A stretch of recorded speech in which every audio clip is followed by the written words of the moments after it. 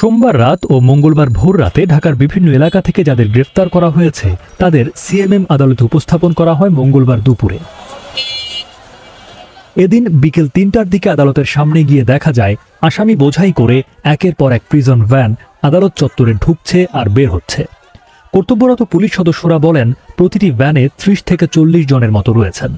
Prison ভ্যানের জানালা দিয়ে মুখ উঁচিয়ে আসামিদের অনেককে চিৎকার করে নিজেদের নির্দোষ দাবি করতে দেখা যায়।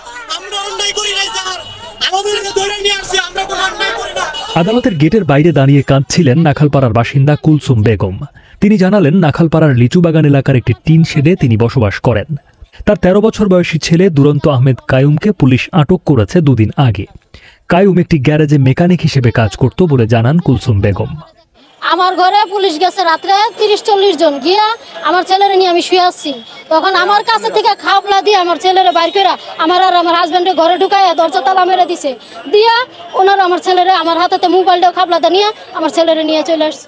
আমার ছেলে পড়তে এখন পড়ে না, গ্যারেজে কাজে দিয়ে দিছি, যে ছোট থেকে যদি নষ্ট হয়ে যায় লেগা কাজে ঢুকাই দিছি। কোটা সংস্কার আন্দোলনে বিক্ষোভকারীদের সাথে সংঘাতের অন্যতম কেন্দ্রস্থল ছিল বাড্ডা ও রামপুরা এলাকা। উত্তর বাড্ডার তেঁতুলতলা এলাকা থেকে সোমবার দুপুরে পুলিশ ১২ জনকে আটক করেছে বলে স্থানীয় বাসিন্দারা বিবিসি বাংলাকে জানিয়েছেন। এদের মধ্য থেকে কয়েকজনকে জিজ্ঞাসাবাদ শেষে ছেড়ে দেয়া হয়। বাড্ডার হোসেন মার্কেট এলাকা থেকে পুলিশ গ্রেফতার করে ২৫ বছর বয়সী আহাদুল ইসলাম বাদলকে। তার মা লিপি আক্তার বিবিসি বাংলার কাছে দাবি করেন তার ছেলে কোনো বিক্ষোভ কিংবা সহিংসতার সাথে জড়িত ছিলেন না।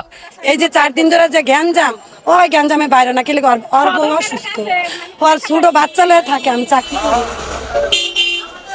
সোম ও মঙ্গলবার শহরের বিভিন্ন এলাকায় পুলিশ ব্যাপক ধরপাকড় চালিয়েছে। ঢাকা শহরের বেশ কয়েকটি থানা এবং আদালতে গিয়ে দেখা যায় সহিংসতার অভিযোগে যাদের আটক করা হয়েছে তাদের মধ্যে অনেকেই ছাত্র, বিরোধী রাজনৈতিক কর্মী ও শ্রমজীবী মানুষ। মঙ্গলবার সকালে ঢাকা মেট্রোপলিটন পুলিশের তরফ থেকে জানানো হয় এখনও পর্যন্ত ৬১৪ জনকে আটক করা হয়েছে। তবে এর মধ্যে সরকার বিরোধী রাজনৈতিক দলের কর্মী কতজন রয়েছেন সেটি তারা জানাতে পারেননি। দেশের বিভিন্ন জায়গায় খবর নিয়ে বিবিসি বাংলা জানতে পেরেছে আটককৃতদের সংখ্যা হাজার ছাড়িয়েছে। বস্তুত শুধু ঢাকাতেই ওই ২ দিনে ১১১৭ জনকে আটক করা হয়েছে বলে জানা গেছে। বিবিসি বাংলাকে পুলিশ জানায় কোটা বিরোধী আন্দোলনের সময় যেসব জায়গায় সবচেয়ে বেশি সংঘাত হয়েছে সেখানে গ্রেফতারের সংখ্যা বেশি। যাদের আটক করা হয়েছে তাদের বিরুদ্ধে সুনির্দিষ্ট অভিযোগ রয়েছে বলে দাবি পুলিশের। সবাইকে গ্রেফতার না করা পর্যন্ত এই অভিযান চলমান থাকবে বলে জানান বিভিন্ন থানার কর্মকর্তারা।